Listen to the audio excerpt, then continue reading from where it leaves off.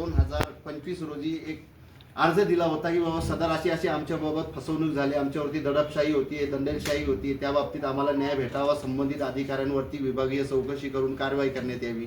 त्या पत्राची दखल घेतली गेली नाही. मग त्या विरोधात त्याची काही दखल घेतली गेली नाही. मग आम्ही 29 डिसेंबर 2025 रोजी दुसरं निवेदन दिलेलं आहे. सगळ्यांना म्हणजे वरिष्ठांपासून खालपर्यंत सगळ्यांना अर्ज दिलेला आहे. संबंधित जे जे अधिकारी असतील किंवा काही असतील शासन प्रशासन सगळ्यांना दिलेले आहे.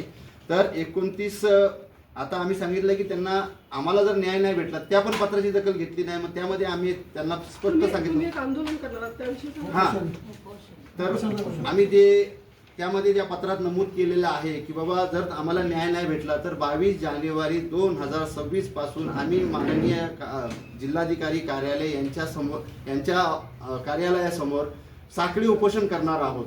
आणि तरी देखील न्याय भेटला तर 25 जानेवारी 2026 पासून आम्ही आमरण उपोषण सहकुटुंब तिथं बसणार आहोत जोपर्यंत आम्हाला न्याय भेटत नाही. साखळी उपोषण करण्याचा मुख्य उद्देश काय तुमचा? आम्हाला न्यायच भेटत नाहीये. म्हणजे जे आम्ही ह्यांच्याकडे जातोय, प्रशासनाकडे जातोय. तुमचं 2006 मध्ये जे DAP ॲग्रीमेंट झाले गोयल गंगा संघ, तर त्यांच्यामध्ये जो तुम्हाला मोबदला द्यायचा होता तो मोबदला तुम्हाला मिळाला नाही. काहीच मिळालं तर नाही. तो असं मोबदला का नाही, काहीच तो मिळालं मोबदला विकासकाकडून तुम्हाला आजपर्यंत का नाही दिला?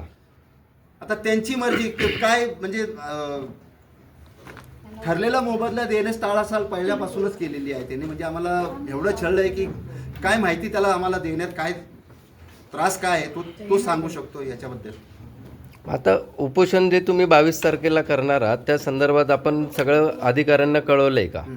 हो, सगळ्या अधिकाऱ्यांना आम्ही पत्र दिलेलं आहे. 2 वेळा पत्र दिले. 29 सप्टेंबरला देखील दिले 2025ला आणि 29 डिसेंबर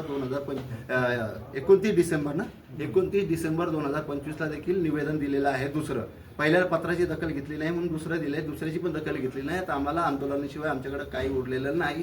आंदोलन म्हणतो उपोषणापेक्षा उपोषण करणार आहोत आम्ही संवैधानिक मार्गाने शांती द्यावी.